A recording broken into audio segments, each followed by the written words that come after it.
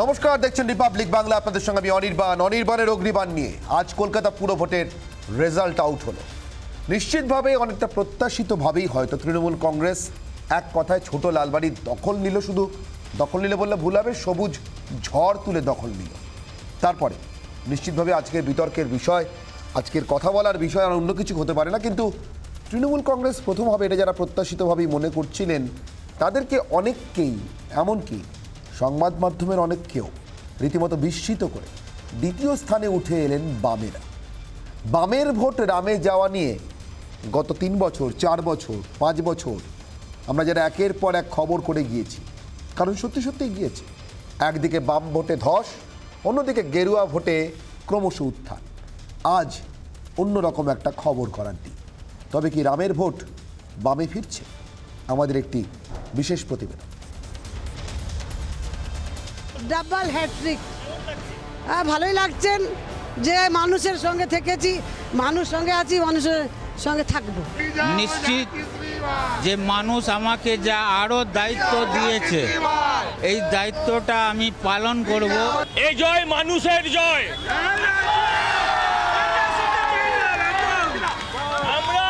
আমরা যেন সমস্ত রকম শৃঙ্খলা বজায় রাখি।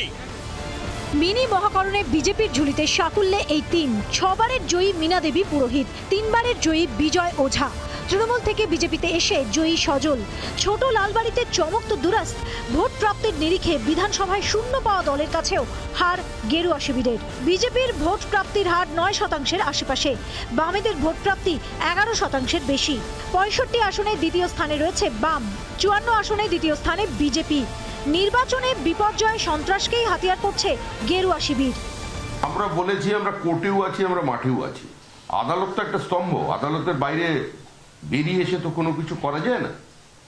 আমরা আমাদের মতো তো নির্বাচন লড়ছি। কি পরিস্থিতিতে আমরা নির্বাচন লড়ছি? যারা কালকে বিবৃতি দিচ্ছে যে বিজেপিকে দেখা যাচ্ছে না, তারা কোথায় ছিলেন গত বিধানসভা নির্বাচনে? 54 জন কর্মীর রক্ত গায়ে লাগা আছে, এতগুলো কর্মী ঘর ছাড়া। সিপিআইএম আর তৃণমূল কংগ্রেস তো অ্যাডজাস্ট করেছে গত বিধানসভা নির্বাচনে।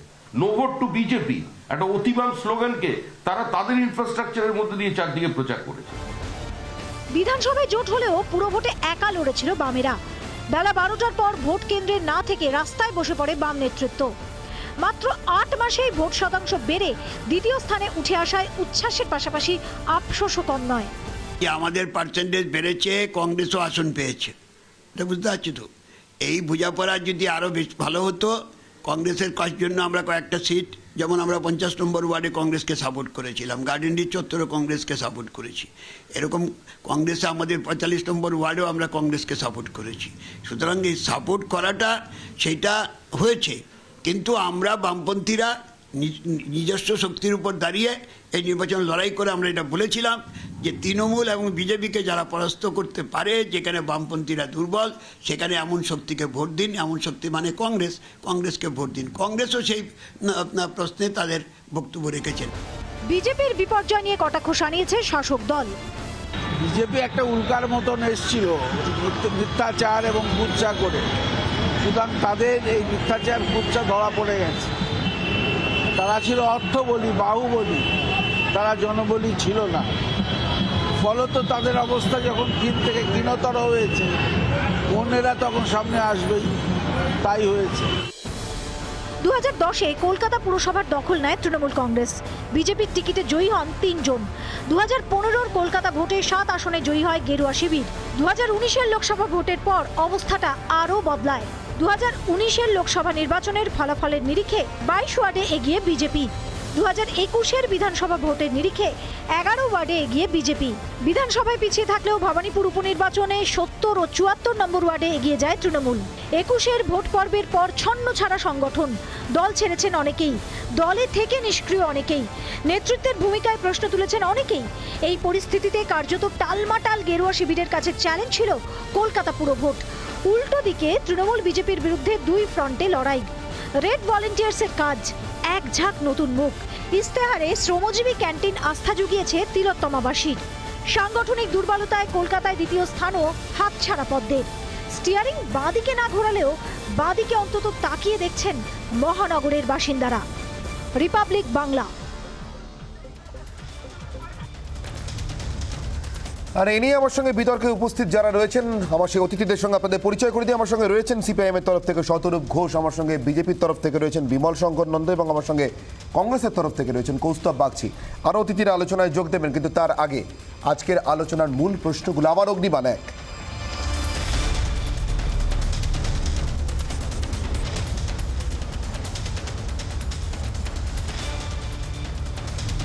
মাঠে না থেকেও ভোটে কিভাবে দ্বিতীয় হলেন বামেরা, তার কারণ আমরা বারবার শুনছিলাম বামেরা নাকি মাঠে নেই। বিশেষ করে বিজেপি শিবির থেকে, তৃণমূল শিবির থেকে বলা হচ্ছিল যে বামেরা কোথায়, মাঠেই ছিলেন না যারা, তারা দ্বিতীয় হলেন কিভাবে। অগ্নিবাণ 2,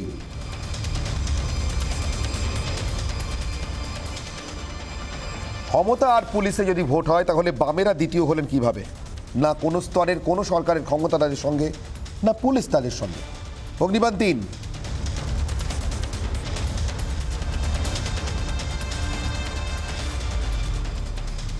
বিধানসভায় বিরোধী দল, আজও বিধানসভায় রাজ্যের প্রধান বিরোধী দল এবং একমাত্র বিরোধী দল কার্যত, তারা পুরো ভোটে এভাবে পর্যুদস্ত কেন হলো?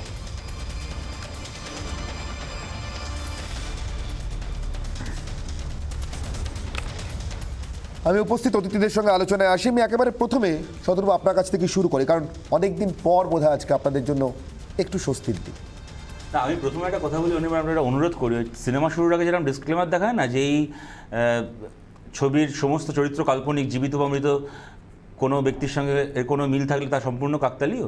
আমি আপনাদেরকে অনুরোধ করছি যে আপনারা আপনাদের চ্যানেলের নিচে, টিভি স্ক্রিনের নিচে এখন এই যে আমাদের ভোটের রেজাল্টের ট্যালি দেখাচ্ছেন, তার সঙ্গে আপনারাও একটা ডিসক্লেমার চালান যে আজকের এই ফলাফল পুরোপুরি কাল্পনিক, জীবিত বা মৃত কোনো মানুষের ব্যক্তিগত মতের সঙ্গে আজকের ভোটের রেজাল্টের কোনো সম্পর্ক নেই। আপনারা এই ডিসক্লেমারটা চালিয়ে তারপর আলোচনা শুরু করুন। কেন বলছেন? দ্বিতীয় কথা, তার কারণটা হচ্ছে, দেখুন, পরশুদিন আপনারা যা দেখিয়েছেন সারাদিন আপনাদের চ্যানেলে বা বিভিন্ন চ্যানেলে, তা যদি সত্যি হয়ে থাকে তাহলে আজকের রেজাল্টটা সত্যি নয়। আর আজকের রেজাল্ট যদি সত্যি হয়ে থাকে তাহলে আপনারা যা দেখিয়েছেন পরশুদিন সেগুলো সত্যি নয়, সেগুলো সব মিথ্যে। দুটোর মধ্যে কোনো একটা মিথ্যে, আপনারাই ঠিক করুন কোনটা মিথ্যে। এইবার আমি একটা কথা বলি, দেখুন, একটা যেটা আপনি বলছিলেন না যে ওনারা দাবি করেছিলেন যে বামেদেরকে ময়দানে দেখা যায়নি ইত্যাদি ইত্যাদি, আমি খুব বেশি কথা না বলে আমি খালি একটা কথা বলছি আপনাদেরকে। সেকেন্ড ওয়েভের সময়, কোভিডের সেকেন্ড ওয়েভের সময় বা গত বছরের লকডাউনের সময় কিন্তু রাজ্যের মানুষ দেখেছেন যে টিভি খুললেই এখানে বিজেপি, তৃণমূল, আর দরজা খুললেই কমিউনিস্ট পার্টি। মানুষ আমাদেরকেই দেখেছেন, আমাদের ভলেন্টিয়ারদেরকে দেখেছেন, কাউকে পাননি। এরপরে আমি আপনাদেরকে একটা কথা বলি, দেখুন, আপনি খেয়াল করবেন বিজেপি আসনে নিরিখে 3টে সিট পেয়েছে, যদিও আমি বলবো এটা 2টো সিটই ওরা কার্যত পেয়েছে। আমি সজল ঘোষের জেতার আগে 50 নম্বর ওয়ার্ডে ওটাকে সজল ঘোষের জেতা হিসেবেই দেখছি, বিজেপির জেতা হিসেবে নয়। কেন সেটা আপনারা কদিন পরে আপনারাই দেখতে পাবেন, আমি তার বেশি আর এখন কিছু বলছি না। কিন্তু এর বাইরে ওনারা যে 2টো সিট পেয়েছেন, সে 2টো সিট হচ্ছে মীনা দেবী পুরোহিত এবং আরেকজন যিনি জিতেছেন বড়বাজারে।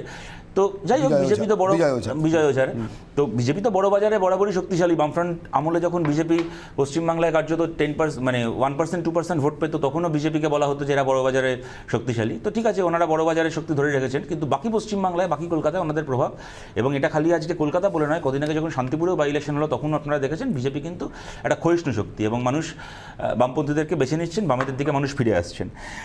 আমি আপনাকে একটা কথা খালি এখানে বলি, আমি অন্য কোনো প্রসঙ্গের মধ্যে না গিয়ে একজন সাধারণ মানুষ হিসেবে বা তুলনামূলকভাবে, যদিও আমি খুব নবীন নই কিন্তু আবার হয়তো খুব বয়স্কও যেহেতু নই, সেহেতু মোটামুটি মানে একটু কম বয়সের দিকে হওয়ার সুবাদে আমি আমার একজন মানে ব্যক্তি মানুষের জায়গা থেকে বা একজন ভোটারের জায়গা থেকে আমি একটা কথা বলছি, আপনি এটা এগ্রি করতে পারেন কি না দেখুন। এইবার যে কর্পোরেশন ভোটটা হলো, তৃণমূল, বিজেপি এবং বামপন্থীদেরকে আপনি যদি 3টে ফোর্স হিসেবে দেখেন, একমাত্র বামপন্থীরাই কিন্তু, প্রথম কথা হচ্ছে আমরা সবার আগে আমাদের ম্যানিফেস্টো রিলিজ করলাম, প্রার্থী তালিকা নয় কিন্তু, আমি বলছি ম্যানিফেস্টোর কথা। আমরা কি করতে চাই, সেখানে পাড়ায় পাড়ায় শ্রমজীবী ক্যান্টিন থেকে শুরু করে মহিলাদের জন্য যা যা পরিকল্পনা, আমাদের শ্রমিক শেল্টার থেকে শুরু করে অ্যাবিউজ রেজিস্ট্যান্স টিম করা থেকে শুরু করে এলাকায় এলাকায় বয়স্ক মানুষ যাদের ছেলেমেয়েরা বাইরে থাকছেন তাদের জন্য নেবারহুড কমিটি গঠন করা থেকে শুরু করে একটা পরিকল্পনা, কোন দিকে তাকিয়ে আমরা পুরসভা ভোট লড়ছি, জিতলে আমরা কী কাজ করতে চাই, সেইটাকে সামনে রেখে আমরা লড়াই করলাম। তৃণমূল কংগ্রেস তারা ক্ষমতায় আছে, ক্ষমতাসীন দল, তারা ভোটে গেল, ম্যানিফেস্টো তো বোধহয় ভোটের 2 দিন আগে কি এরা প্রকাশ করলো। কোনোদিন আমি একজন, আপনি সাংবাদিক হিসেবে, অ্যাঙ্কার হিসেবে শুনেছেন কিনা জানি না, আমি তো এত প্যানেল ডিসকাশনে এলাম, তার আগে রাস্তায় ঘাটে মিটিংয়ে মিছিলে ছেড়ে দিন, আমি টিভিতে বসে কোনোদিন কোনো তৃণমূল প্রতিনিধিকে তাদের একটা ভবিষ্যৎ পরিকল্পনা নিয়ে একটা কথা বলতে শুনলাম না। আমি তৃণমূলকে এক্সাম্পট করছি এখানে। তৃণমূল জানতো যে আমরা আমাদের ম্যানিফেস্টো দেখিয়ে ভোটে লড়বো না, আমরা বোমা বন্দুক দেখিয়ে ভোটে লড়বো, আমরা ছাপ্পা ভোটে জিতবো, এটা ওরাও জানতো। আপনারা যতই অভিষেক বন্দ্যোপাধ্যায়ের ভালো ভালো কথা শুনে উৎসাহ পেয়ে থাকুন না কেন, আমরা জানতাম, তৃণমূল জানতো যে কলকাতার মানুষরা ভোট দিতে দেবে না, ওরা ওদের মাসেলের জোরে জিতবে, গায়ের জোরে জিতবে। তাই ওরা হয়তো ধার ধারে না ম্যানিফেস্টো, ওরা ধার ধারে না ভবিষ্যতের পরিকল্পনা করার, আগামীর কথা বলার। কিন্তু প্রশ্ন হচ্ছে এখানে বিজেপি তারা যদি একটা বিরোধী দল হয়, একটা বিরোধী দল, আপনি ভোটে লড়ছেন, শাসক দল তাকে হারাতে চাইছেন, আপনি একটা ভবিষ্যৎ পরিকল্পনার কথা তো বলবেন, তাই না? এ পাকিস্তানি, ও বাংলাদেশি, একে মেরে ফেলবো, ওকে পুঁতে দেবো, একে কেটে ফেলবো, এই করে করে বিজেপির একজন কাউন্সিলর, তার বিরুদ্ধে বিজেপির মানে প্রার্থী একজন বিজেপির, তার বিরুদ্ধে বিজেপির এমপি বলছেন যে ও খুন করেছিল নিজের দলের লোককে, তিস্তা বিশ্বাসকে খুন করেছিল, এই রাজস্বী লাহিড়ির বিরুদ্ধে বলছেন। তারপরে রাজস্বী লাহিড়িও বিজেপিতে আছেন, রূপা গাঙ্গুলিও বিজেপিতে আছেন, কেউ এক্সপেল্ড হচ্ছেন না। এই সার্কাস করে ওরা ভোটে লড়তে গেল। তাই আমি আজকে এই কথাটা বলছি, ভোটের আগে বলে কিন্তু নয় অনির্বাণ, ভোটের পরেও বলছি, গোটা বাংলা কিন্তু দেখলো, এবং বিশেষ করে তরুণ প্রজন্ম, দেখুন আজকের দিনে তরুণ প্রজন্ম না, ওই ও খারাপ, ওকে আমি গালাগাল দিচ্ছি, তাই ও খারাপ বলে তুমি আমায় ভোট দাও, এ কথা কেউ শুনতে চায় না। আমি কি করতে চাই, আমার পরিকল্পনা কি, আমার ভিশন কি, আমার রাজনীতি কি, সেই সামনের দিকে তাকিয়ে পজিটিভ স্লোগানে রেসপন্ড করে। একমাত্র আগামীর কথা কিন্তু একমাত্র আমরা বলেছি, এবং আমরা আগামীর দিকে এগিয়েছি। বেশ, ওম প্রকাশ মিশ্র তৃণমূল কংগ্রেসের তরফ থেকে, তিনিও আমার সঙ্গে যোগ দিয়েছেন, তৃণমূল কংগ্রেস মুখপাত্র। আমি ওম প্রকাশ বাবু, আপনাকেও স্বাগত জানাচ্ছি আমাদের এই আলোচনাতে।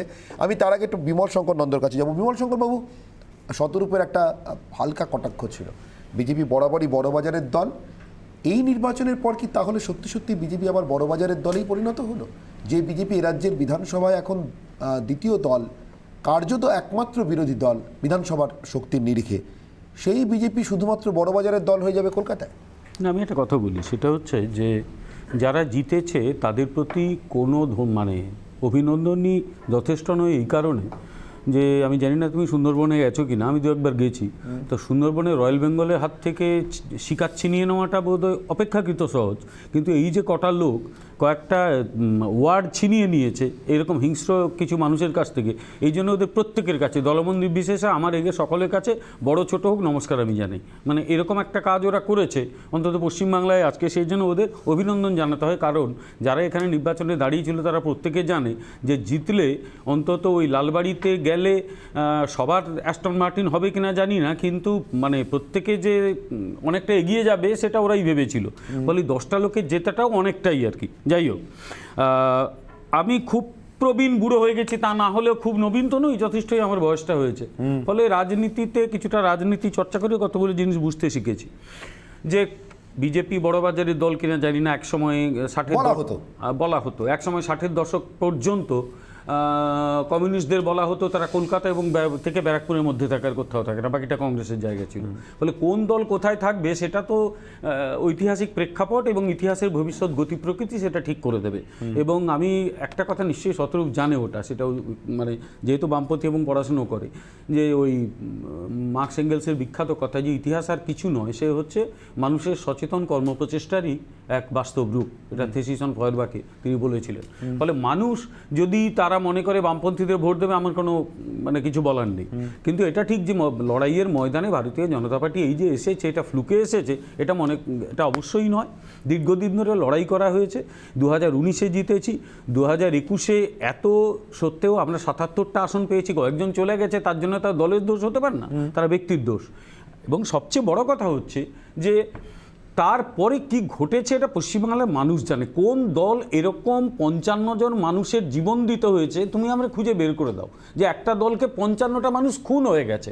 বামপন্থীদেরও খুন হয়েছে, এর আগে মানুষ মারা গেছে। বামপন্থীদের আমলেও বামপন্থীরা বিরোধীদের বহু মানুষকে মেরেছে, যাদের এ রাজ্যে এই যে খুনের সংস্কৃতিটা বামপন্থীরাই চালু করেছে। আমি এটা যাই বলুক না কেন, এটা আমি স্বীকার করি এবং এটা আমি প্রমাণও করে দিতে পারি। কিন্তু একটা নির্বাচনের পরে 55টা মানুষ খুন হয়ে গেল, হাজার হাজার মানুষ ঘরছাড়া হয়ে গেল, মানুষের জীবন জীবিকা তছনছ হয়ে গেল, হাজার হাজার মানুষকে আসামে গিয়ে, ঝাড়খণ্ডে গিয়ে, উড়িষ্যায় গিয়ে থাকতে হলো। আমি জানি না অন্য কোনো দলের ক্ষেত্রে ঘটেছে। ফলে ভারতীয় জনতা পার্টি যারা করেছে তাদের, মানুষের প্রথম হচ্ছে মানুষ বেঁচে থাকতে চাইতো। মানুষের তো মানে প্রথম আকুতি হচ্ছে আমি যেন বেঁচে থাকি। আমার এখানেই যেখানে মানুষ, আমি লাইনটা শেষ করি, আমার এখানেই প্রশ্ন, খুব ইম্পর্টেন্ট আপনি একটা কথা বলেছেন। আমার এখানেই প্রশ্ন, একটা সময় আমরা দেখেছি একদম মাঠে ঘাটে সাংবাদিকতা করতে গিয়েও দেখেছি বিমল শঙ্কর বাবু, এই যে বামের ভোট রামে যাওয়ার যে যাত্রাটা শুরু হয়েছিল না, আমি জানি না শতরূপবাবু আমার সঙ্গে একমত হবেন কিনা, অন্তত অফিসিয়ালি একমত হয়তো এখানে বসে হওয়া ওনার পক্ষে সম্ভব নয়। পাড়ায় পাড়ায়, গ্রামে গ্রামে এই যে অনস্লট যাকে বলি আমরা, তার সামনে নেতারা কার্যত এসে দাঁড়াতে পারছেন না। এমন কোনো প্রোটেকশন দেওয়া সম্ভব নয় বাম কর্মী সমর্থকদের। তখন আমি 2011 সালের পরের কথা বলছি, যেটা বামেদের সাংবিধানিক কোনো ক্ষমতার বলে সম্ভব। যেমন ধরুন এ রাজ্যে বিজেপি ক্ষমতায় নেই, বিরোধী, তবুও বিজেপি কেন্দ্রে একটা সরকার চালায়, দুটো চিঠি লেখা সম্ভব, 3টে প্রতিনিধি দল পাঠানো সম্ভব, বামেদের পক্ষে তাও সম্ভব ছিল না।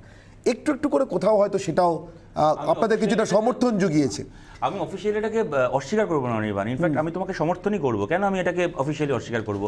তৃণমূলের সবচেয়ে বড়, আচ্ছা সরি আপনি আপনাকে প্রশ্ন, আমি হলো মধ্যে আমি জিজ্ঞেস করি। হ্যাঁ, না আমি সেখানেই বিমল শঙ্কর বাবু জিজ্ঞাসা করবো, তাহলে সেই বামেরা আজকে কি এমন হলো? আজও তাদের সঙ্গে পুলিশ নেই, আজও তাদের সঙ্গে কোনো স্তরের কোনো ক্ষমতা নেই, কোথাও কোনো একটা দুটো গ্রাম পঞ্চায়েত চালাচ্ছেন কিনা আমি জানি না, কিন্তু তা সত্ত্বেও আমি বলবো যে ক্ষমতা অর্থে যা বলা যা বোঝায় সেটা কিছু নেই। তাহলে এত কিছুর পরেও আমি বলছি, যদি এই নির্বাচনটা আপনাদের ভাষায়, আপনাদের সম্মিলিতভাবে বিরোধীদের সকলের যা বক্তব্য, আমরা পরশু যে ছবি দেখেছি টেলিভিশনে, তাতে যদি কমপ্লিটলি রিগড ইলেকশন হয়, তাহলেও কেন আপনারা তৃতীয়, বামেরা দ্বিতীয়? প্রথম কথা হচ্ছে বামেদের কর্মী সমর্থকদের, অ্যাক্টিভ ওয়ার্কারদের যে লড়াই, তাকে আমি কোনোভাবে ছোট করছি না। কেউ বিজেপিকে বড় বাজারের দল বলে দলটাকে ছোট করতে পারে, কিন্তু আমি বামেদের ছোট করছি না। তাদের যারা কর্মী সমর্থকরা লড়াই করেছে দাঁতে দাঁত চেপে, তাদের আমি তো কুর্নিশ করি। আমি একটা দলের লোক হতে পারি, কিন্তু অন্য দলের লোক যদি গণতন্ত্রের জন্য লড়াই করে তাকে তো আমি সমর্থন করি। সুতরাং সেই লড়াইতে তারা যেখানে লড়তে পেরেছে, আমার দলের লোকেরা ভয় পেয়ে গেছে কারণে নির্বাচনের পরে কলকাতাতেও মানুষের ওপর আক্রমণ হয়েছে, কলকাতাতেও মানুষের ঘরবাড়ি ভাঙা হয়েছে, গো টু যাদবপুর, সেখানেও মানুষ মার খেয়েছে। অবশ্যই বিমল শঙ্কর বাবু, এই মুহূর্তে কামাখ্যা মন্দিরে পুজো দিয়ে ফের কলকাতায় ফিরে এলেন মমতা বন্দ্যোপাধ্যায়। আমরা দেখতে পাচ্ছি তার কনভয় বিমানবন্দরে নামার পরে মমতা বন্দ্যোপাধ্যায় কনভয় বেরিয়ে যাচ্ছে, সেই ছবি প্রথম আমরা দেখতে পাচ্ছি রিপাবলিক বাংলায়। আজ দুপুর 1টা নাগাদ আসামে গুয়াহাটির দিকে রওনা দেন মমতা বন্দ্যোপাধ্যায়, এবং তারপর কামাখ্যা মন্দিরে পুজো দিয়ে আবার তিনি ফিরে এলেন কলকাতায়। এই মুহূর্তে দেখতে পাচ্ছি আমরা সেই ছবি, গুয়াহাটি থেকে ফিরলেন মমতা বন্দ্যোপাধ্যায়। এই মুহূর্তে এয়ারপোর্টে সমবেত সাংবাদিকরা তারা অপেক্ষায় ছিলেন যে যদি মুখ্যমন্ত্রী ফিরে আসার পর কিছু বলেন, কিন্তু আমরা দেখতে পেলাম তার কনভয় বেরিয়ে গেল। যে ছবি এই মুহূর্তে দেখতে পাচ্ছেন আপনারা, তার দুপুরে কামাখ্যা মন্দিরে পুজো দিতে যাওয়ার সময়কার ছবি আমরা দেখছিলাম। বিমানবন্দরে মমতা বন্দ্যোপাধ্যায় ফিরে এলেন, সেই ছবি। ওম প্রকাশ মিশ্র আমার সঙ্গে রয়েছেন তৃণমূল কংগ্রেসের তরফ থেকে। আমি ওম প্রকাশ বাবুর কাছে আসবো। ওম প্রকাশ বাবু, এই বিপুল জয় নিশ্চিতভাবে কলকাতা পুরসভার ইতিহাসে নজিরবিহীন জয়, কিন্তু সেই জয়টাকেও আপনারা উদযাপন করতে পারছেন না। বারবার এই কাঁটাটা খচখচ করছে। সম্মিলিতভাবে বিরোধী শিবির বলছে এটা নির্বাচন নয়, কমপ্লিটলি রিগড ইলেকশন।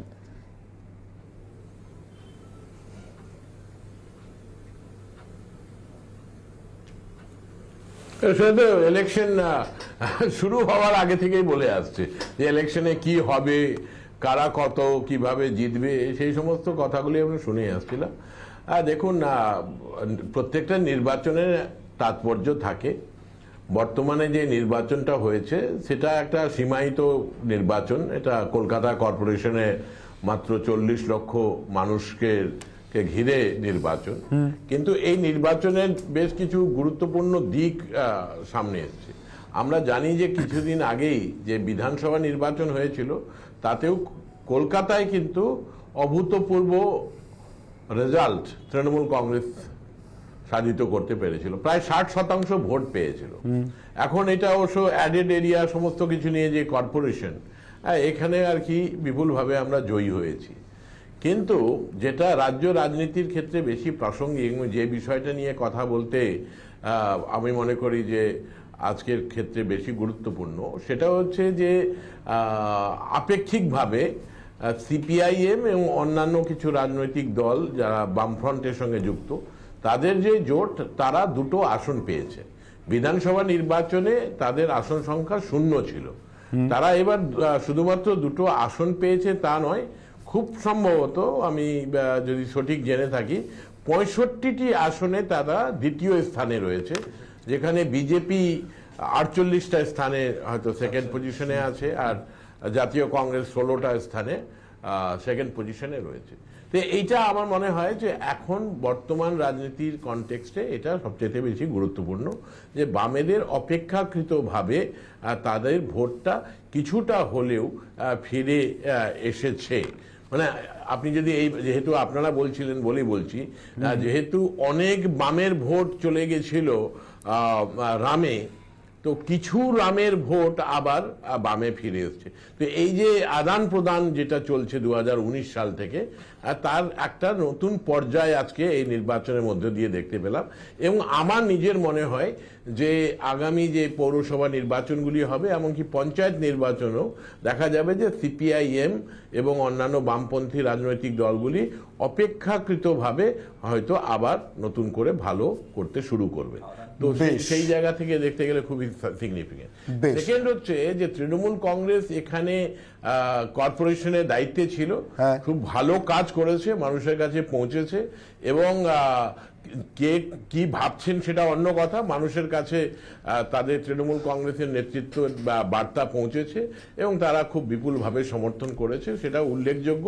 এই ধারাটা এখন কন্টিনিউ করবে পশ্চিমবঙ্গের রাজনীতিতে বহু বছর পর্যন্ত। বেশ, আমি কথা বলি প্রকাশ দা, কোনো দলের ভোটার যদি অন্য কোনো দলকে কোনো নির্বাচনে ভোট দিয়ে থাকেন, সেটা না আদান প্রদান নয়। মনে করুন আপনিও তো একসময় কংগ্রেসের ভোটার ছিলেন, তারপরে তৃণমূলে জয়েন করলেন, কংগ্রেসের নেতাই ছিলেন, তারপর তৃণমূলে জয়েন করলেন। তার মানে কি আপনার আদান প্রদানের ফসল আপনি, বা আপনি কি মানে আপনি কি একটি বস্তু যাকে আদান প্রদান করা হয়? আপনার মতামত পাল্টেছে, আপনি অন্য দলে গেছেন, কালকে মতামত পাল্টালে আবার অন্য কোনো দলে চলে যেতেই পারেন, আপনাকে যতদূর চিনি। সুতরাং এটাকে আদান প্রদান বলে ছোট করবেন না। আদান করেছিলেন সেটা লিখিতভাবে আমি 2.5 বছর আগে সবার কাছে ফাঁস করে দিয়েছি। না, আমি আপনাকে যেটা জিজ্ঞেস করছি আদান প্রদানের রাজনীতি আমি তো আপনাকে ইনভাইট করিনি, তাহলে কিন্তু বাকি আলোচনাটা আপনিও কথা বলতে পারবেন। তাহলে কিন্তু বাকি আলোচনাটা আপনিও কথা বলতে পারবেন। আপনি কথাটা বলার পরে please maintain the decency, please maintain the decency Om Prakash দা, নাহলে কিন্তু আপনার খুব অসুবিধা হবে। আপনি আমায় চেনেন ভালো করে, আমিও কিন্তু আপনাকে কথা বলতে দেব না, আমি কিন্তু আপনাকে কথা বলতে দেব না। এরপরে এক এক করে আচ্ছা আমি এই মুহূর্তে আমি কথা শেষ করিনি, আপনি যখন সংক্ষেপে ছিলেন আমি মাঝখানে কথা বলিনি। আপনি কিন্তু বলে দিচ্ছি এখানে প্যানেলে বাকি যারা আছে সবাই কথা বলতে পারবে, আপনি কথা বলতে পারবেন না। আমি দায়িত্ব নেব আপনি কথা বলতে না পারেন, আপনি চুপ না করেছেন। কথা বলার সময় কথা বলতে দিন, আপনার সময় আপনি বলেছেন। আমি যে কথাটা বলছিলাম, সুতরাং মতামত পাল্টানোর অধিকার যদি ওম প্রকাশ মিশ্র থেকে থাকে, সেক্ষেত্রে বাকি ভোটাররা দে আর নো লেসার সিটিজেন।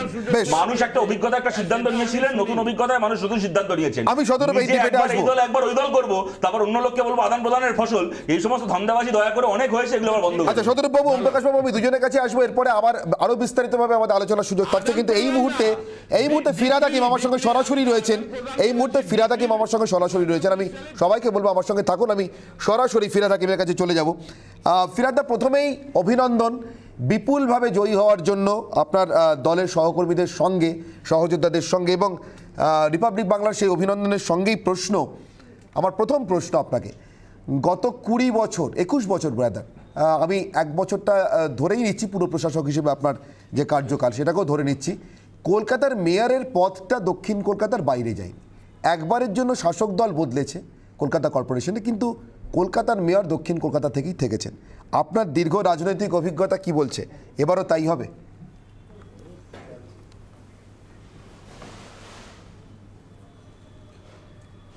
দেখুন, অ্যাকচুয়ালি ব্যাপারটা হলো, যদি চিত্তরঞ্জন দাসও দক্ষিণ কলকাতায় জন্মে থাকেন, সুভাষচন্দ্র বোসও দক্ষিণ কলকাতায় থাকেন, তাহলে তো তার বাড়িটাকে চেঞ্জ করে দক্ষিণ থেকে নর্থে নিয়ে যাওয়া যায় না।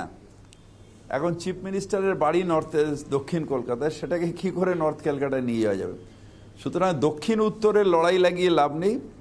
পুরো কলকাতাটাই যেই মেয়র হবে তার সামগ্রিকভাবে পুরো বাংলাটা, যে চিফ মিনিস্টার যিনি আছেন আমাদের মুখ্যমন্ত্রী মমতা ব্যানার্জি, তার সুতরাং এই সবগুলো শুভেন্দু অধিকারী মার্কা কথাবার্তা, যে দক্ষিণ কলকাতা কাঁথি নয় কেন, এইগুলো সব এইগুলোর কোনো লাভ নেই। এগুলো খুব মেছো পলিটিক্স যারা করে, তারা এইসব কাজগুলো করে।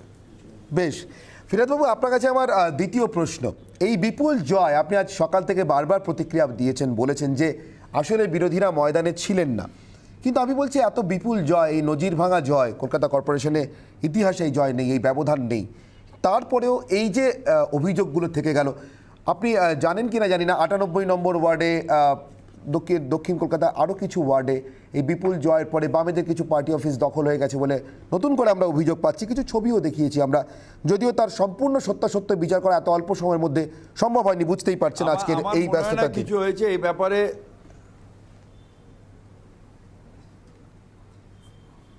হ্যাঁ প্লিজ কন্টিনিউ করুন। আমার মনে হয় না কোনো পার্টি অফিস দখল করবে বা এরকম হয় তৃণমূলের কোনো উদ্দেশ্য আছে। তার কারণ আপনাকে আমি বলি, আমাদের all India general secretary Abhishek Bandyopadhyay পুরোপুরি পার্টির র্যাঙ্ক অ্যান্ড ফাইলে জানিয়ে দিয়েছে যে কোনো রকম অসভ্যতা দলের মধ্যে চলবে না, যদি এগুলো কেউ করে তাকে দল থেকে তাড়িয়ে দেওয়া হবে। সুতরাং এরপরে কেউ সাহস পাবে বলে আমার মনে হয় না। যারা রাজনীতি করতে পাচ্ছেন না তারা এইসব অভিযোগগুলো করেন। আমি আপনাকে বলি, আমি নিজে 60টার উপরে ওয়ার্ড অ্যাটেন্ড করেছি, কোথাও রোড শো, কোথাও মিটিং করেছি। আমি বিরোধীদের দেখতে পাইনি। কাউন্সিলর লেভেলটা কারা পড়ে? যারা গ্রাসরুট লেভেলে কাজ করে তারাই কাউন্সিলর হয়। গ্রাসরুট লেভেল অর্থাৎ কি? যে ছেলেটা পাড়ায় কেউ অসুস্থ হলে দৌড়ে নিয়ে পিজি হাসপাতালে যায়, কেউ মারা গেলে শ্মশান বন্ধু হয়ে যায়, কোথাও অসুবিধা হলে মানুষের পাশে দাঁড়ায়, কার রেশন কার্ড নেই, কার ভোটার কার্ড নেই, করতে দৌড়োয়, সেই ছেলেটাই কাউন্সিলর হয়। কাউন্সিলর পলিটিক্যাল বড় পোস্ট না, এটা পার্সোনাল সার্ভিস ওরিয়েন্টেড পোস্ট। যে সার্ভিস দেয় পাড়ায় সেই কাউন্সিলর হয়। সুতরাং সেই রকম ছেলে এখন বিজেপি বা বামপন্থীদের মধ্যে নিশ্চয়ই আগে কিছু ছেলে ছিল, এখন আর তারা নেই, সেই বয়স হয়ে গেছে তাদের। আমি পাড়ায় পাড়ায় দেখিনি কোথাও ডোর টু ডোর করতে, তবুও কিছুটা বামপন্থী প্রেজেন্স আমি দেখেছি। কিছুটা বামপন্থী প্রেজেন্স ছিল অনেকগুলো। আমার এবারও ইলেকশনে আপনি দেখেছেন, আপনারও ক্যামেরা আমার সাথে ছিল, আমাদের কতগুলো বামপন্থী অফিসেও আমি গেছিলাম। আমার যেহেতু তারাও বন্ধু বান্ধব আমার, আমি তাদের সাথে বসে দাঁড়িয়ে কথা বলেছি, চা খেয়েছি। কিন্তু আর কোনো দলের প্রেজেন্সই দেখিনি যারা ডোর টু ডোর করবে, যারা মিছিল করবে, মিটিং করবে, সেই প্রেজেন্সই দেখিনি। টিভিতে বসে নিশ্চিতভাবে ক্রিটিসাইজ করা, পার্সোনালি হয় মমতা ব্যানার্জিকে অ্যাটাক, নয় অভিষেক ব্যানার্জিকে অ্যাটাক, এসব দেখেছি নেতাদের। কিন্তু এতে ভোট হয় না। ভোট করতে গেলে পাড়ার সেই ছেলেটাকে খুঁজে বার করে ক্যান্ডিডেট করতে হবে, যে ছেলেটা পাড়ায় সার্ভিস দেয়, সেই অর্থে পপুলার সেই পাড়ায়, আর সে জিততে পারে, সেই কাউন্সিলর হয়। অর্থাৎ কাউন্সিলরদের এটা ট্যাগ লাইনটাই হচ্ছে, যখন ডাকি তখন পাই। একেবারে তাই। আমি ফিরাদবাবু সেক্ষেত্রে একটা প্রশ্ন করব। আপনি তখন কাউন্সিলরই মাত্র, সেই সময় থেকে আমার সাংবাদিকতার হাতে করে আপনার নিশ্চয়ই মনে আছে চেতলার ওই সকালবেলার আড্ডাটা, যেখানে আপনাদের কোনো দলমত থাকে না। আমি আপনার কাছে যেতাম এবং লিটারেলি মানে সাংবাদিকদেরকে স্টোরি দেওয়া অর্থে যেটা বোঝায়, তখন এ রাজ্যে একচ্ছত্র সিপিআইএম জমানা। আপনি ডেকে আমাকে অনেক স্টোরি দিয়েছেন, সেগুলো সত্যিই স্টোরি। কোথাও পুকুর বোঝানো হচ্ছে শাসক দলের মদতে, কোথাও অন্য কোনো ধরনের সমস্যা, কোথাও বাড়ি 3 তলা থেকে 4 তলা হয়ে যাচ্ছে বিনা পারমিশনে। আমার বক্তব্য, বিরোধীদের একটা ভূমিকা থাকে যে কোনো প্রশাসন, সেটা নাগরিক পরিষেবার একদম প্রতিদিনকার প্রয়োজন থেকে শুরু করে সর্বোচ্চ জায়গা পর্যন্ত। এই যে একটা কর্পোরেশনে আপনারা ঢুকতে যাচ্ছেন আরও একবার, যেখানে 134 জন আপনাদের, 3 জন নির্দল, আমার ধারণা তাদেরও তৃণমূলে যোগ দেওয়া সময়ের অপেক্ষা, এটা 137 হবে অচিরেই। 3 জন বিজেপি, 2 জন বামেদের এবং 2 জন কংগ্রেসের। বিরোধীদের এই সংখ্যাটা প্রশাসনের কাজে, রোজকার পরিষেবাতে বিরোধীদের যে নজরদারিটা প্রয়োজন সরকারি দলকে, শাসক দলকে ঠিক ট্র্যাকে রাখবার জন্য, সেটা যথেষ্ট বলে মনে হয় আপনার?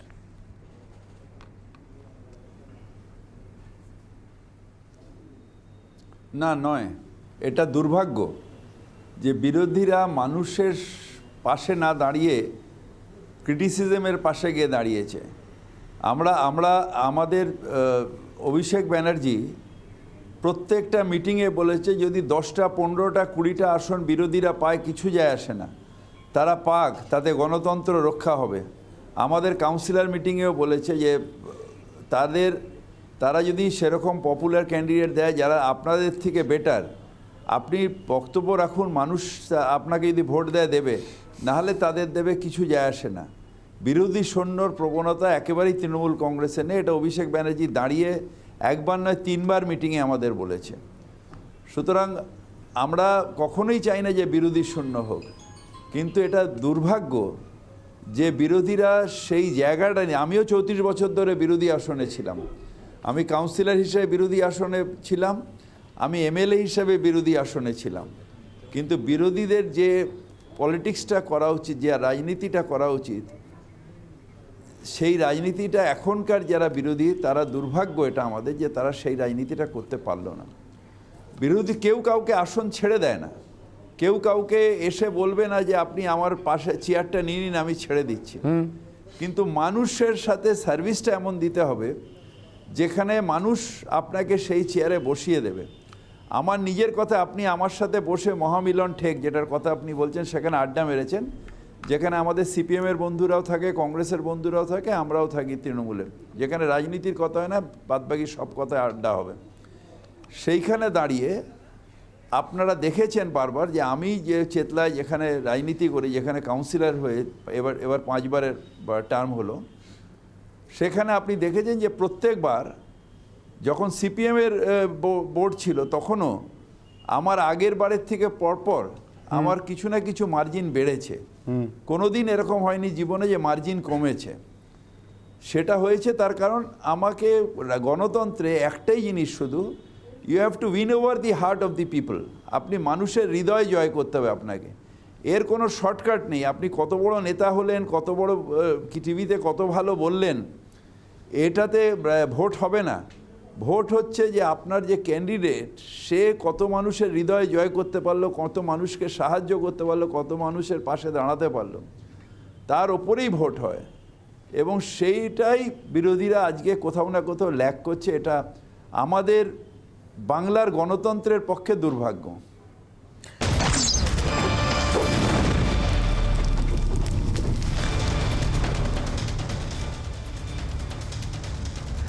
এই মুহূর্তে যে খবরে চোখ রাখবো, রাজ্যসভায় রুল বুক ছুঁড়ে ফেলা এবং তারপরে আজকের সেই ঘটনার পরে রাজ্যসভা থেকে সাসপেন্ড ডেরেক ওব্রায়েন।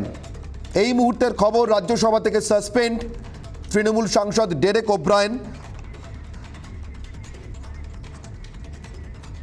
আজ দুপুরবেলা রুল বুক ছুঁড়ে ফেলেন তিনি রাজ্যসভাতে, এমনই অভিযোগ আসে শাসক দলের পক্ষ থেকে, অর্থাৎ বিজেপির তরফ থেকে, সরকারি বেঞ্চ থেকে। এবং এই মুহূর্তে দেখতে পাচ্ছেন যে খবর আমরা দেখাচ্ছি, রাজ্যসভা থেকে সাসপেন্ড করা হলো ডেরেক ওব্রায়েনকে, চেয়ারম্যানের দিকে, রাজ্যসভার চেয়ারম্যানের দিকে রুল বুক ছুঁড়ে মারার যে অভিযোগ তার বিরুদ্ধে, সেই অভিযোগের পরিপ্রেক্ষিতে বাকি অধিবেশনের জন্য রাজ্যসভা থেকে সাসপেন্ড করা হলো ডেরেক ওব্রায়েনকে।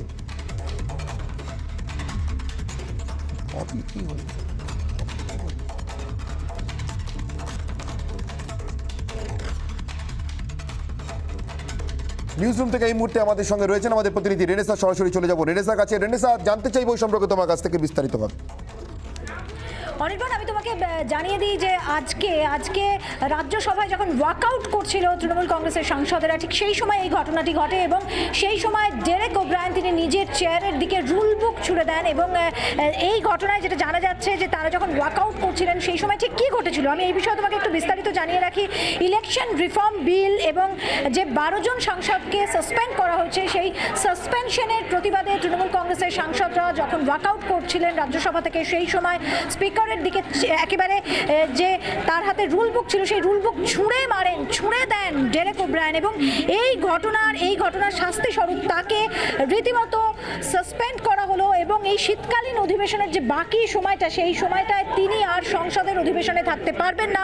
রাজ্যসভার সাংসদ ডেরেক ওব্রায়েন, রুল বুক ছোড়ার অভিযোগ তার বিরুদ্ধে, এবং এই অভিযোগেই তাকে আর শীতকালীন অধিবেশনের যে বাকি সময়টা, সেই সময়টা থেকে সাসপেন্ড করা হলো, অর্থাৎ তিনি অধিবেশনে আর যোগদান করতে পারবেন না। অনির্বাণ।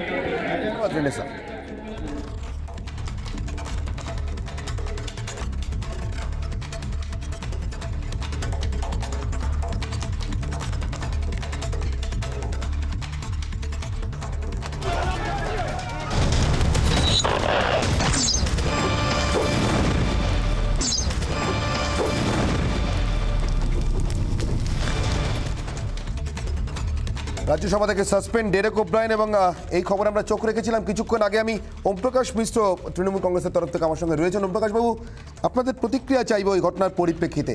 যে খবর আমরা এই মুহূর্তে পেয়েছি, আজ দুপুরের খবর সম্পর্কে আমরা জানি, কিন্তু এই মুহূর্তে যে খবর আমরা পাচ্ছি, চেয়ারম্যানকে রুলবুক ছোড়ার অভিযোগে চলতি অধিবেশনের বাকি দিনগুলির জন্য রাজ্যসভা থেকে সাসপেন্ড করা হয়েছে ডেরেক ওব্রায়েনকে। ওমপ্রকাশবাবু।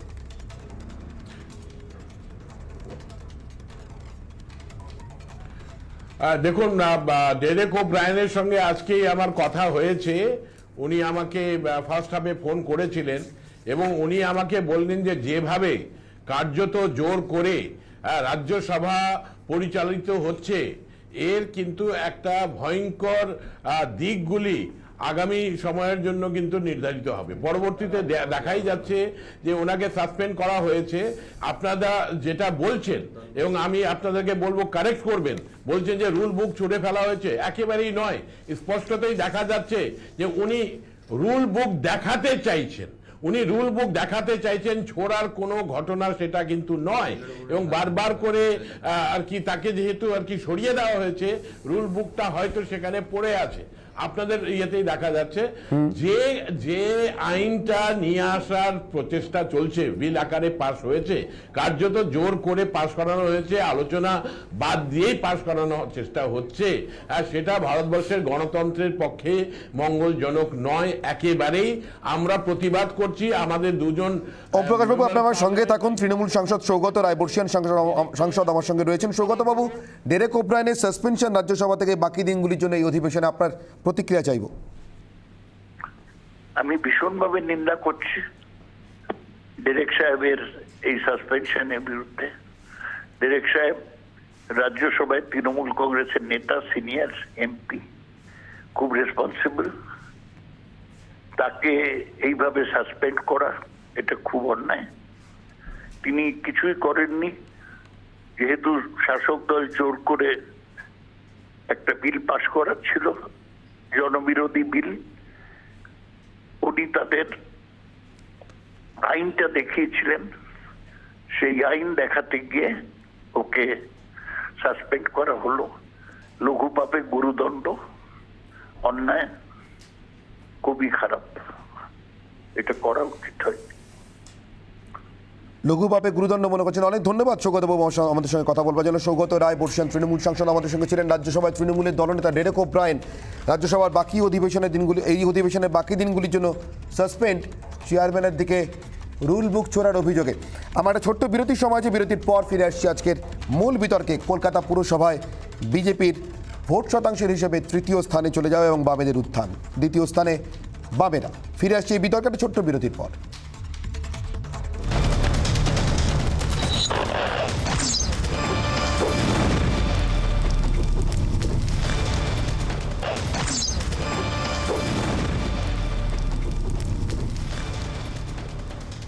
শুভময় মৈত্র আমার সঙ্গে রয়েছেন, রাজনৈতিক বিশ্লেষক। আমি শুভময় বাবুর কাছে যাব। শুভময় বাবু, বামেদের এই দ্বিতীয় স্থানে উঠে আসা ভোট শতাংশের হিসাবে, আমি বারবার বলছি 3 এবং 2 আসন সংখ্যার বিচারে বিজেপি এবং বামেরা কিন্তু ভোট শতাংশের বিচারে অন্তত 3% বেশি ভোট পেয়ে বামেরা দ্বিতীয় স্থানে।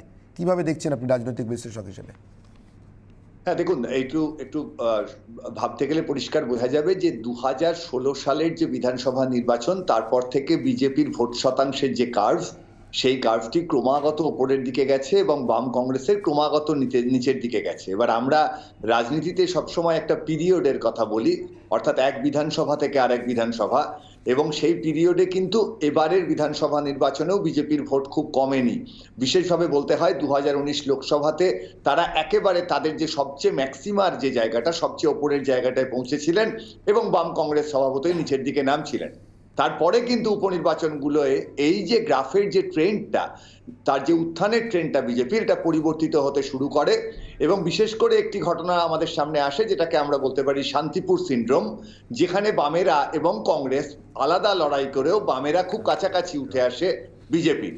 সেই সিনড্রোমটাই কন্টিনিউ করছে এবং ট্রেন্ডটা বদলাচ্ছে, অর্থাৎ বামেদের ট্রেন্ডটা এখন ওপরের দিকে যাচ্ছে আর বিজেপির ট্রেন্ডটা সামান্য নিচের দিকে যাচ্ছে। আমার ধারণা এই ট্রেন্ডটা কন্টিনিউ করবে কি করবে না সেটা পরিষ্কার বোঝা যাবে সামনের 111টি পৌরসভা নির্বাচনে। যদি এই ট্রেন্ড কন্টিনিউ করে বামদের বাড়া এবং বিজেপি কমা, তাহলে কিন্তু আগামী দিনে বামপন্থীরা আবার দ্বিতীয় শক্তি হিসেবে পশ্চিমবঙ্গে উঠে আসার একটা বড় সম্ভাবনা আছে। আপনার কাছে আমার আরও একটা প্রশ্ন আছে, কিন্তু সেই প্রশ্নটা করার আগে আমাকে একবার কৌস্তব বাবুর কাছে যেতে হবে। কৌস্তব বাগচি কংগ্রেসের তরফ থেকে আমার সঙ্গে রয়েছে। কৌস্তব বাবু, আপনাদেরও ফল মোটের উপরে খারাপ নয়, 4.5% ভোট, 2টো আসন অন্তত ধরে রাখতে পারা। কিন্তু আমার একটা প্রশ্ন আপনার কাছে, এই যে সরাসরি বামেদের সঙ্গে বলে কয়ে আপনাদের কোনো জোট, একসঙ্গে নির্বাচনী বক্তৃতা, মঞ্চ বাধা এসব না করে একটা সমঝোতার মাধ্যমে লড়লেন, সেটাই কি তাহলে অনেক বেশি ভালো হলো, ফলপ্রসূ হলো এক কথায়? বলতে পারবো না, আমাদের এসব আমরা খুব স্পষ্টভাবে বামেদেরকে আমাদের দলের তরফ থেকে বহুবার বলা হয়েছিল এটা, এখন তারা এটার উত্তর দেবে, এটা বলতে পারবো না। এটা সত্যি কথা যে পশ্চিমবঙ্গের যা বর্তমান রাজনৈতিক অবস্থা, তাতে করে অবিজেপি অতৃণমূল সমস্ত শক্তির এক জায়গায় অত্যন্ত প্রয়োজন। যারা গণতন্ত্রে বিশ্বাস করে, যারা ধর্মনিরপেক্ষতায় বিশ্বাস করে, যারা প্রগতিশীল চিন্তাভাবনা ওরিয়েন্টেড, তাদের সবার এক জায়গায় আসা উচিত। কিন্তু বলে কৌস্তববাবু একটাই প্রশ্ন, বলে কয়ে লড়লে নাকি শতরূপের ভোট কৌস্তব পান, কিন্তু কৌস্তবের ভোট শতরূপ পান না। এবার না বলে কয়ে লড়ার জন্য নাকি দুটোই হয়েছে। এরকম কিছু আছে বলে আমি জানি না। আমরা লড়েছি একসাথে, এখন নির্বাচনের হার জিত সমস্তটাই আছে, আমি জানি না এই বিষয়গুলো। আমি জানি যে একসাথে একটা ভোট এক জায়গায় এলে বিরোধী ভোটটা মানে যেটা ভাগ হওয়ার বিষয় সেটা হয়তো হতো না। যাই হোক, এটা পরবর্তী, সেটা দলের উচ্চতর নেতৃত্ব বসে এটা সিদ্ধান্ত নেবেন যেটা করার। আমি একটু যদি অনির্বাণ বলতে দাও, প্রায় 45 মিনিট চুপ করে বসে থাকার পরে যদি বলার সুযোগ পাই, হ্যাঁ, সেটা হচ্ছে যে এই মুহূর্তে একটু আগে আমি এতক্ষণ একজন ভদ্রলোককে বলতে শুনছিলাম, চিত্তরঞ্জন দাস নেতাজি সুভাষচন্দ্র বোসের সাথে তাদের তুলনা টানছে। এখন চিত্তরঞ্জন দাস ওকালতি করতেন, হাইকোর্ট থেকে বেরিয়ে শুনেছি পকেট থেকে 2 হাতে টাকা বার করে গরিবদের মধ্যে বেলাতেন। এখন যিনি বলছেন তিনি নাকি 3-4 লাখ টাকা ওসব ছোটখাটো টাকা নিজে নেন না, ওসব বাচ্চাদের হাত দিয়ে নেন। আর তা চিত্তরঞ্জন দাসের একটা প্রেসিডেন্সি, তার ডিগ্রি মানে প্রেসিডেন্সি ইউনিভার্সিটির ছাপ ছিল, আর যে বলছে তার একটা প্রেসিডেন্সি জেলের ছাপ আছে। এখন সমস্যাটা হচ্ছে কৌস্তববাবু জাস্ট 30 সেকেন্ডের জন্য থামাচ্ছি, একটা আমাদের দর্শকদের জন্য একটা ছবি আমি একটু বলে দিই। যে ছবিটা এই মুহূর্তে দেখছেন আপনারা রিপাবলিক বাংলার পর্দায়, সেটা মুখ্যমন্ত্রী মমতা বন্দ্যোপাধ্যায়ের ফিরে আসার ছবি, বিমানবন্দরে নামার ছবি কিছুক্ষণ আগে দেখিয়েছিলাম। এই মুহূর্তে কালীঘাটের বাড়িতে ফিরে এলেন মুখ্যমন্ত্রী মমতা বন্দ্যোপাধ্যায় কামাখ্যায় পুজো দেওয়ার পর। কৌস্তববাবু প্লিজ কন্টিনিউ করুন। আচ্ছা, আজকে এই অবাক হওয়ার কোনো বিষয় নেই, মানে যে রেজাল্টটা বা আজকে অ্যাবনর্মালিটি এইটাই যে আজকে এই কতগুলো সিট বিরোধীরা যেইটুকুনি হোক পেয়েছে। আমি তো বলছি 144 হওয়া উচিত ছিল। তৃণমূলের মধ্যে তাদের একটা কমিটি, ডিসিপ্লিনারি কমিটি বসা উচিত, যে এত রিগিং ছাপ্পার পরেও তো মানুষের রিগিং ছাপ্পার উপর থেকে ভরসা উঠে যাবে। তৃণমূলের যারা রিগিং ছাপ্পা করতে এত ওস্তাদ, তাদের তো নিজেদের মধ্যে একটা সমীক্ষা করা উচিত যে এত কিছু করার পরেও কেন 144টা হলো না। এই নির্বাচনটা ছিল সম্পূর্ণ হচ্ছে পেট কা সওয়ালের নির্বাচন। কে কত ভোটে জিতবে তার উপর ডিপেন্ড করবে কার পার্সেন্টেজ প্রমোটারের সাথে কত হবে। কিন্তু কৌস্তববাবু এটা তো আপনাদের জন্য, কৌস্তববাবু এটা তো আপনাদের জন্য পিঠ কা সওয়ালও ছিল। আমি বলছি বাম এবং কংগ্রেস দুপক্ষের জন্যই, মানে মার খেতে খেতে, আমি বলছি মার মানে ওই মার বলছি না, আমি বলছি ভোটারদের মার খেতে খেতে আপনাদের পিঠ আর কত রক্তাক্ত হবে এটা যখন আমরা ভাবছিলাম, সেই সময় আপনাদের ঘুরে দাঁড়ানো। পিঠ কা সওয়াল বলছেন তো, পিঠ কা সওয়াল বলছেন তো, এখানে তৃণমূলের যিনি দলবদলু নেতা বসে আছেন তাকে আগে সব থেকে আগে বলিছি, তাদের তরফ থেকে এখনো অব্দি কোনো দ্ব্যর্থহীন ভাষায় একটা নিন্দা এলো না। গত পরশুদিন কংগ্রেসের একজন প্রার্থীকে, contesting candidate 16 number ward Kolkata municipal corporation, pant খুলে রাস্তার মধ্যে উলঙ্গ করে মেরেছে। এটা কি কোনো ভারতবর্ষের যে do we owe our allegiance towards the constitution, নাকি এটা তালিবানি শাসন? এটা কি সিরিয়া নাকি যে আইএসআই শাসন চলছে? মানুষকে রাস্তায় ল্যাংটো করে মারছে, এটা হচ্ছে না। কিন্তু কৌস্তববাবু আপনারা এই মারটার কথা বলছেন, কিন্তু গণতন্ত্রের সবথেকে বড় শিক্ষক, সবথেকে বড় শাস্তি যারা দেন ভোটারের মার, সেটা তো বলছেন না। দীর্ঘদিন ধরে ভোটারের মার খেতে খেতে এই প্রথম বোধহয় একটু আদরের স্পর্শ পেলেন অনেকগুলো নির্বাচন পর। আপনারা দেখতে থাকুন না নির্বাচনে, এই মিডিয়া ক্রিয়েটেড বাইনারির বাইরে গিয়ে দেখবেন, মানুষের কথাবার্তা শুনবেন। নির্বাচনটা যদি নির্বাচনের মতো নয়, তৃণমূল যদি সাহস থাকে, এই অভিষেক বন্দ্যোপাধ্যায় সুগার কোটেড কথা দিয়ে হবে না, ওগুলো তারা ব্র্যান্ডিং চলছে। ওটা তো পশ্চিমবঙ্গের যে রাজনৈতিক লাফাঙ্গাশ্রী আছে, সেই লাফাঙ্গাশ্রীর ব্র্যান্ডিং চলছে। এই ব্র্যান্ডিং এর বাইরে গিয়ে যদি সত্যি সাহস থাকে, আচ্ছা তৃণমূল তো এই কদিন আগে ভোটে এত ওভারওয়েলমিং মেজরিটি পেয়েছে, এত কিসের ভয়? আমি যেটা বলছিলাম, আমি ওম প্রকাশ বাবুর কাছে জিজ্ঞাসা করবো, শতরূপেরও বেশ কিছু প্রশ্ন জমে রয়েছে। একটা বিরতির সময় আছে, ছোট্ট বিরতির পর, শেষ বিরতি, এটার পরে ফিরে আসছে, ছোট্ট বিরতির পর ফিরছি, সঙ্গে থাকুন রিপাবলিক বাংলা।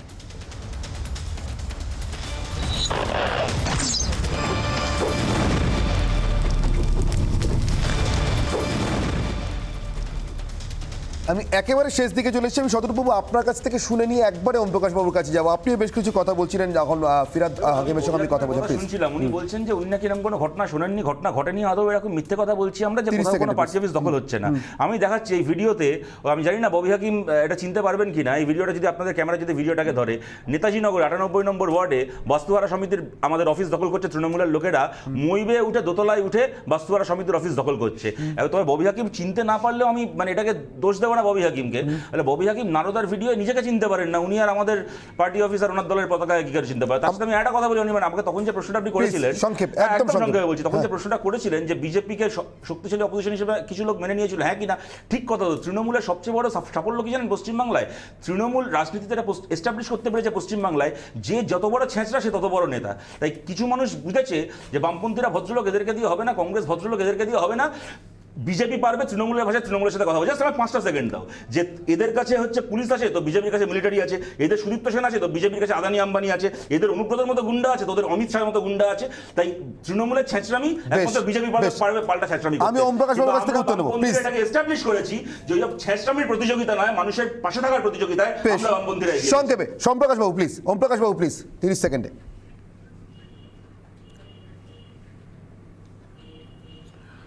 না, আমি শুনলাম, আমি কথা বলেছিলাম আমাদের নেতৃত্বের সঙ্গে 98 ওয়ার্ডের, ওটা সিপিআইএম এর কোনো অফিস না, ওটা যেটা শতরূপ স্বীকার করলো বাস্তুহারা সমিতির, ওটা সরকারি জায়গায় সেই অফিস রয়েছে। ওটা সিপিআইএম কেন আর কিভাবে অপারেট করছে সেটা নিয়ে একটা স্থানীয়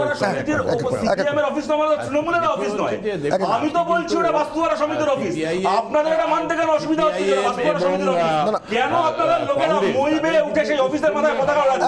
এক এক করে প্লিজ শতরূপ বাবু না, মাঝখানে কেন কথা? মাঝখানে আপনি আমাকে বলছেন না, এক এক করে শতরূপ বাবু। আমি আপনাদের ভাষা দল পাল্টে পাল্টে খাই না। আচ্ছা বেশ, আমি আপনাদের ভাষা দল পাল্টে পাল্টে খাই না। আমার সময় শেষ হয়ে যাচ্ছে। বিমল শঙ্কর বাবু, বিজেপি কি ঘুরে দাঁড়াতে পারবে?